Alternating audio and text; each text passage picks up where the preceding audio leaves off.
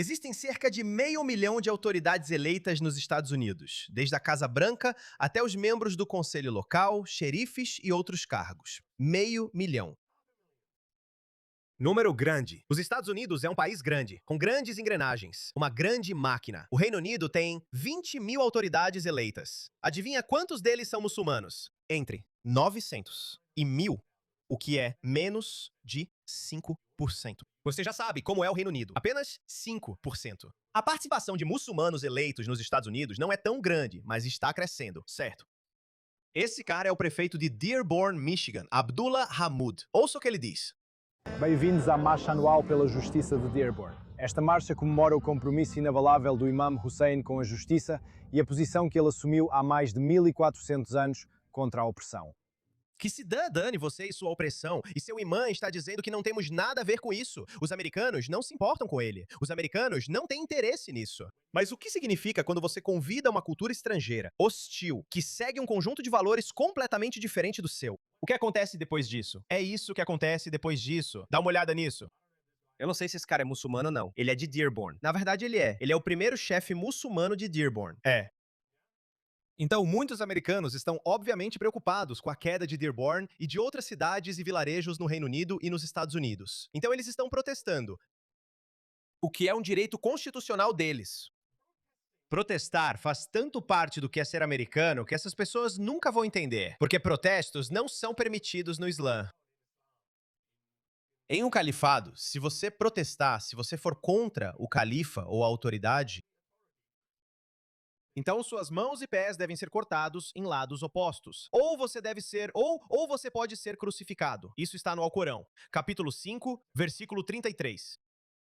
E olhe para isso. É isso que acontece quando você convida pessoas de culturas estrangeiras hostis. Eu sou o chefe de polícia Issa Shahin e estamos cientes de que indivíduos e grupos de fora da nossa comunidade podem vir à reunião do Conselho Municipal de Dearborn na terça-feira, 18 de agosto. Estamos monitorando a situação de perto e coordenando com nossos parceiros estaduais e federais. Temos um plano definido e vocês verão uma presença reforçada de policiais.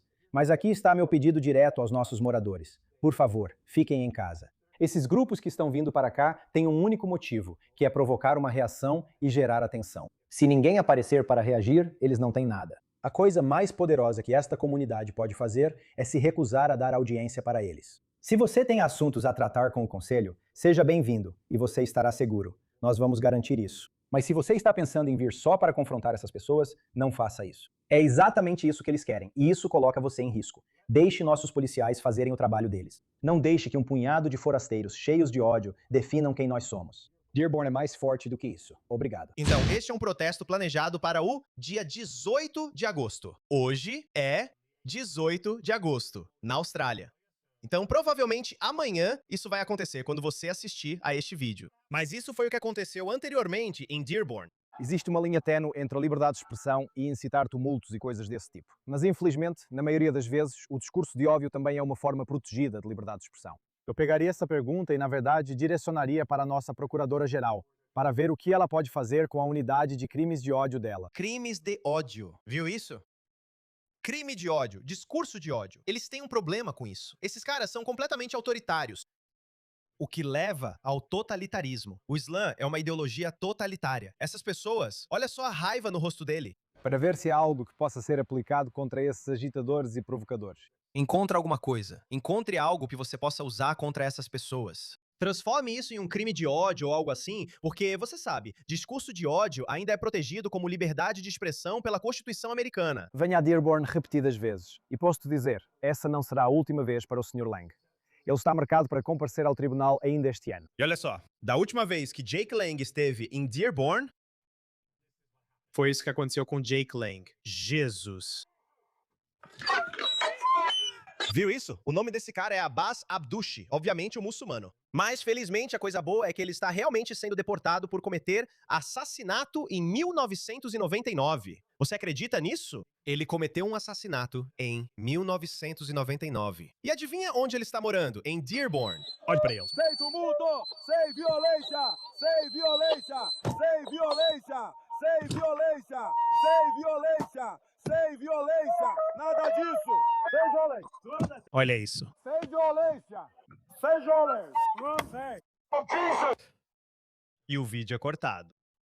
Então isso aconteceu, pessoal. E esse policial tem a audácia de dizer: esses caras são pregadores do ódio. Eles estão vindo aqui para espalhar ódio. E é por isso que ele está realmente dizendo para eles: ei, queridos muçulmanos, não revelem quem vocês são. O motivo pelo qual eu estou mostrando isso para vocês é: ouçam isso, eles sabem o que estão fazendo. Ouçam isso, eles estão dizendo abertamente o que querem fazer com a América. Nós, vivendo aqui no Ocidente, parte da nossa agenda, parte do nosso, você sabe, Sharico, Kukar, e Allah quer que façamos isso, é estabelecer nossa versão das leis na sociedade em que vivemos. Isso já deveria ser suficiente. Isso é sedição. Isso é papo de traição à pátria. Veja como ele está falando de forma abrangente. Não é só sobre a América que ele está falando, porque esses caras estão unidos no ódio ao Ocidente. E é por isso que eles estão apoiando políticos muçulmanos em todo lugar. Eles estão te dizendo o que vão fazer com você. Eles estão dizendo que nessas sociedades ocidentais temos que aplicar a Sharia, nosso conjunto de leis. Como isso não é sedição? Como isso não é um desafio à Constituição dos Estados Unidos? É nosso objetivo explícito, a longo prazo, impor nossas leis ao restante da sociedade? Se esse for o caso, quais serão as repercussões para as minorias que vivem aqui? Precisamos pensar nessas coisas. Nosso objetivo final é governar a terra, nossos recursos. Nosso objetivo final é governar essas terras, pessoal. Esse cara é o estudioso islamista mais preeminente dos Estados Unidos. Yasser Qadi. Somos limitados como comunidade muçulmana na América. Já temos poucas pessoas envolvidas. Eu quero que as pessoas desta parte do mundo abracem o Islã. E eu quero que, uma vez que façam isso, se juntem a uma maior. Obviamente, situações de minoria muçulmana, como nós aqui na América. Não é algo que a Sharia nos pede para fazer em situações de minoria, aspirar a um califado ou aspirar à dominação política e derrubar o sistema interno em um golpe de Estado. Ou fazer um golpe de Estado. Então, o que ele está dizendo é que, enquanto formos minoria, não é obrigatório para nós estabelecer um califado. No entanto, ainda assim nos esforçamos para isso. Isso é suicídio político. Todos esses versículos estão lá. Essa é a fase de Meca. Agora, obviamente, na fase de Medina, os muçulmanos agora têm poder político. Agora, a questão aqui é: devemos aplicar as leis de Medina em sociedades e situações que talvez sejam mais parecidas, você sabe, com Meca? Então, o que ele está dizendo aqui, nos primeiros 10 anos do Islã, Muhammad estava em Meca. Ele era protegido por seu tio. Então ele podia desafiar os politeístas da época de Quraysh, mas ninguém dava atenção. Por isso eu acho que só 30 ou 40 pessoas se converteram ao Islã nos primeiros 10 anos. Então, ele fugiu para Medina no meio da noite porque seu protetor, seu tio, morreu e não havia ninguém para protegê-lo. Então, no meio da noite, ele simplesmente fugiu para Medina. E foi aí que ele começou a jihad violenta.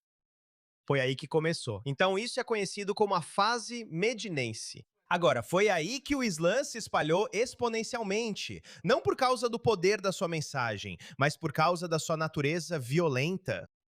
É disso que ele está falando. Ele está dizendo, enquanto formos minoria, isso é uma montagem muito boa de vídeos separados dele, porque esses caras, sabe, eles são ardilosos, eles sabem, são espertos. É por isso que precisamos pegar todos os vídeos separados deles e juntá-los. Nada. Eu desafio Yasser Qadi para debater comigo se eu estiver deturpando o que ele disse. Então ele diz, enquanto formos minoria na fase de Meca, sabe, não podemos desafiá-los, não podemos fazer nada. Sabe, nem é obrigatório para nós estabelecer um califado. Não é exigido de nós porque foi isso que Muhammad fez. Muhammad não tentou desafiar o status quo. Ele só estava pregando pacificamente. É exatamente isso que eles estão fazendo, pregando pacificamente. Então nós vamos aumentar nossos números. Muhammad falhou. Apenas 40 pessoas se converteram ao Islã nos primeiros 10 anos. Então eles também estão falhando. Ao contrário do que eles dizem pra você, de todos esses ruivos, esses brancos ruivos, eles mostram que se converteram ao Islã. O número é minúsculo. Isso não vai causar a queda do Ocidente. Não vai. Mesmo que eles convertam 10 mil pessoas por ano, isso não é nada. Porque mais pessoas também estão deixando o Islã. Nós não temos os números atualizados, mas a última pesquisa feita pelo Pew em 2016 disse que o número de pessoas que se convertem ao Islã é o mesmo que o número de pessoas que deixam o Islã. Isso foi nos Estados Unidos. Então, agora estamos na fase de Meca. A segunda fase é a fase de Medina, quando Maomé começou sua jihad violenta. É isso que ele está te dizendo. Ouça-o. Esses versículos estão lá. Essa é a fase de Meca. Agora, obviamente, na fase de Medina, os muçulmanos já têm poder político. Agora, a questão aqui é: devemos aplicar as leis de Medina em sociedades e situações que talvez sejam mais parecidas com Meca? Bem, entendemos que em situações de minoria não aplicamos justiça com as próprias mãos, pois os danos que podem surgir são muito maiores do que qualquer benefício potencial que você acha que vai acontecer. Estou aqui com meu mentor, meu sheikh. Vejam, irmãos e irmãs, vocês precisam entender onde estão e o clima, por exemplo. Os primeiros 13 anos em Meca, o povo de Meca, Desculpe, eu disse 10, mas são 13 anos. Ele vai te contar isso agora. período, nenhum versículo sobre jihad. Mas então Alá revelou, após a migração, lutem em nome de Deus contra aqueles que lutam contra vocês, e não ultrapassem os limites, pois Deus não ama os transgressores. O caminho de Alá. Então, o princípio geral nos primeiros 13 anos é a paciência. Eu digo a mesma coisa aqui, a mesma coisa aqui, nesses países. Vamos ser pacientes. O profeta disse: lutem contra os pagãos, lutem contra os kufar, com sua língua, com suas canetas e com suas mãos. Existem momentos e lugares para diferentes tipos de jihad. Veja, agora, é hora de fazer sua jihad apenas com a sua língua. O tempo para jihad com as suas mãos vai chegar na hora certa. Minha pergunta para você é: por que você está deixando isso acontecer? Olhe para o Reino Unido. O Reino Unido está prestes a entrar na fase 2. Então eu realmente acredito que o que quer que aconteça, vai acontecer primeiro no Reino Unido, o que vai alertar o resto do mundo ocidental. Então, na Austrália, nós já estamos avisando as pessoas que eles estão vindo. E por que eles mudariam o método deles? Por que eles mudariam a metodologia deles? Se funcionou no Reino Unido, está prestes a funcionar na França e na Alemanha também. Esses três países são muito próximos. Na verdade, a Espanha acabou de importar 70 ou 80 mil homens muçulmanos à idade de combate só neste ano. Então, quem sabe? Pode acontecer na Espanha antes de acontecer no Reino Unido. Mas o Reino Unido está em um estágio onde o caos é inevitável. Algum tipo de agitação civil, ou até mesmo uma guerra civil, é inevitável, porque já é tarde demais para eles fazerem qualquer coisa sem pagar um custo significativo para a sociedade deles. Então, vamos supor que um partido político de extrema-direita vença. Rupert Lowe vence. Isso não vai acontecer. Provavelmente, o Reform vai ganhar. E o Reform não tem coragem. Então, isso vai se arrastar por mais 5 anos. Então, em 2034, a população muçulmana já terá dobrado. Atualmente, eles estão em 10%. Pode chegar a 15%. 16% ou até 20% até lá, o que significa mais influência política. Então, quanto mais o Reino Unido adiar a remigração, pior vai ser quando eles realmente fizerem isso. Então, nesse ponto, algo ruim vai acontecer de qualquer forma. Mesmo que a remigração aconteça de forma pacífica, vamos supor que todos os islamistas radicais sejam deportados. As famílias escolhem ir com eles. Todos os aproveitadores do sistema de assistência social são deportados. Só ficam os bons muçulmanos, sabe? E reduzem o número para menos de 5%, que é bom, produtivo. Bons muçulmanos. Eu gosto desses bons muçulmanos. Eu não quero que bons muçulmanos sofram. Por isso estou dizendo que vocês precisam agir agora, para que os bons muçulmanos não sofram. E por bons muçulmanos, não quero dizer aquele que não está explodindo as coisas, aquele que não está curtindo os vídeos de Muhammad Hijab. Por bom muçulmano, quero dizer aquele que não pratica o Islã, aquele que não acredita em rezar nas ruas e antagonizar os nativos. Aquele que está completamente integrado e assimilado. Aquele que usa roupas ocidentais. Aquele que não se importa. Quem? Aquele que não vê sua identidade muçulmana, como separada da identidade britânica mais ampla. Essa é a minha definição de bom muçulmano. Não é aquele que não está te esfaqueando. Esse é o padrão. Ninguém deveria estar esfaqueando ninguém de qualquer maneira. Aquele que realmente pensa, faz sentido. Na Grã-Bretanha, podemos criticar e zombar de qualquer religião, inclusive Maomé. Esse é um bom muçulmano. E de acordo com pesquisa, de 60% a 70% dos muçulmanos acreditam que a blasfêmia deveria ser proibida por lei. Então, sabe, se isso servir de referência, seriam muitas deportações. Mas vamos supor que isso aconteça. A remigração acontece em 2034. Você vai ter falta de mão de obra qualificada, vai ter falta de médicos. E, obviamente, muitos brancos não estão tendo tantos filhos. Então, o Reino Unido, se quiser manter sua identidade britânica e levar a sério a preservação disso, preservar sua história e cultura, então vai passar por algum tipo de caos. Ok, pode haver violência, porque digamos que a maioria das pessoas não vai embora pacificamente. Eles estão prontos. Eles têm muitas armas. Há muitos relatos sugerindo que albaneses têm contrabandeado armas para o Reino Unido. Então, temos um vídeo de muçulmanos confirmando que eles têm armas guardadas em suas mesquitas. Ouça isso.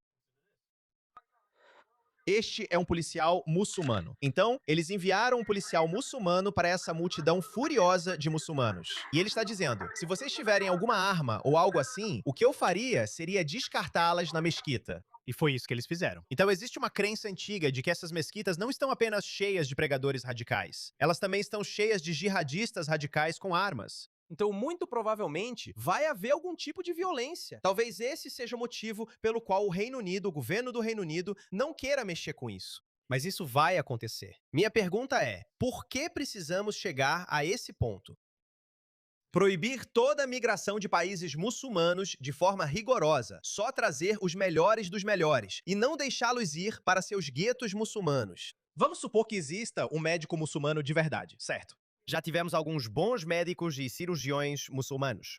Um médico muçulmano realmente qualificado, de verdade, que chega aqui, queremos trazer a família dele, porque ele vai servir a comunidade. Certifique-se de que ele não vá para Ilfid, que ele não vá para um gueto muçulmano. E muito provavelmente, se ele estiver recebendo um bom salário, ele provavelmente vai escolher ficar no bairro dos brancos. Mas por algum motivo, se esse médico ou cirurgião muçulmano tiver opiniões muito fortes sobre o Islã, Gaza e o Ocidente bombardeando terras muçulmanas, desculpa, fique no seu buraco de merda. Fique lá, nós não precisamos de você. Reduza a imigração de países muçulmanos. Reduza para 1%. E traga apenas os melhores dos melhores. Era assim que acontecia nos anos 90 e 80. Isso era o normal. Por isso a maioria dos imigrantes nos Estados Unidos e na Austrália eram realmente boas pessoas. Eles não criavam seus próprios guetos, mas algo aconteceu nos últimos 10 ou 15 anos. E olhe para os paraquedistas. Ou talvez isso sempre seja um resultado inevitável. Mesmo que você traga um cirurgião muçulmano, um cientista muçulmano, os filhos dele vão acabar se tornando algum tipo de islamista radical, porque eles vão ter dificuldades. Porque quando eles virem bares gays, quando virem casas noturnas, quando eles virem a mistura de pessoas, algo dispara na cabeça deles. Isso é antitético ao sistema de crenças com o qual eles foram criados, certo? Então é como misturar água e óleo. Talvez, sabe de uma coisa? Só suspende a imigração de países islâmicos. Isso não é racismo, isso é um argumento cultural. E não há nada de errado em querer preservar sua identidade. Não há nada de errado nisso.